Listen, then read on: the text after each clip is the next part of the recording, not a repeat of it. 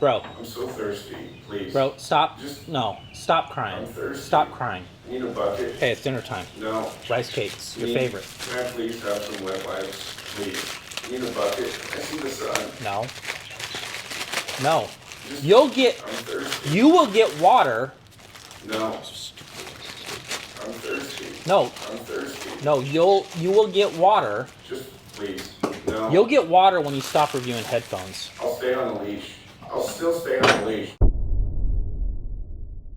Welcome back to New Record Day. My name is Ron, and in today's video, I wanted to shed some light on a future project that is both exciting and I could use some help making sure that if I'm gonna do this, well, let's do it right. Knowing good and well that New Record Day is well past the point of just being a hobby, my wife and I have made the commitment to push the envelope by creating a dedicated listening space that will also serve as a studio for my videos. So, let me begin by telling you what I'm thinking, and let's see what you would recommend as we get this thing off the ground.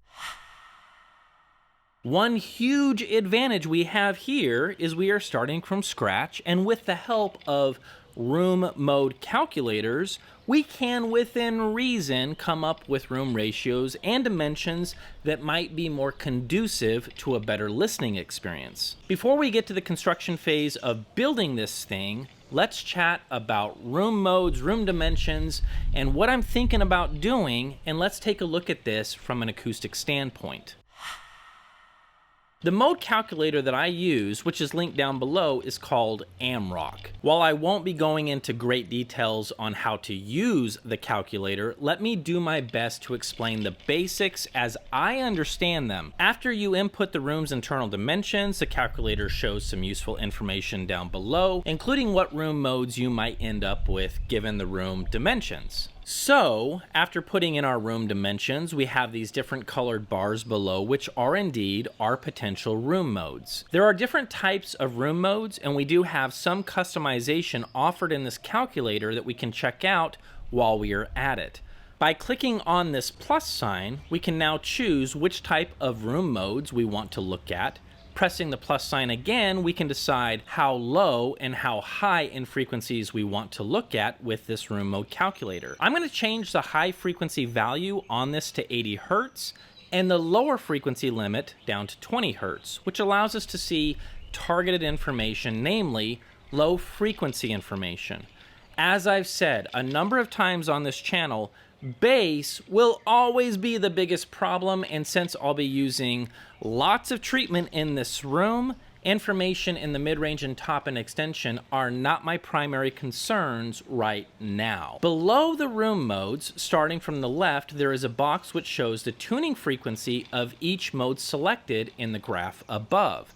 Next to this, there is a Benello graph, which shows modes per every third.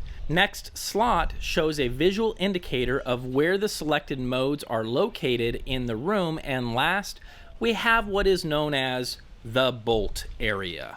Without making this complicated, what we are trying to achieve is to have the red box or crosshairs somewhere inside this blob graphic, which is known as the bolt. So, after chatting with my general contractor about material costs, trying to avoid throwing material away, the external room dimensions we are considering are 30 feet deep, 20 feet wide, and between 12 to 14 feet high. Keeping in mind, these are external dimensions, it's hard to know exactly where we're going to be once the framing, outer shell, and walls are all put up. So, I'm gonna deduct 1 foot from the front, back, and side walls for this example.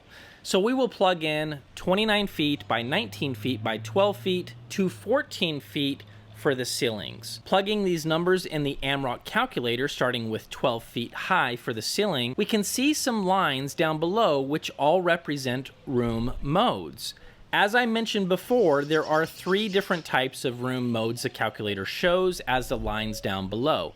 Just for the sake of clarity and conversation, let's only enable axial modes and take a look at this model. So, as we can see, we have a total of 6 different axial room modes.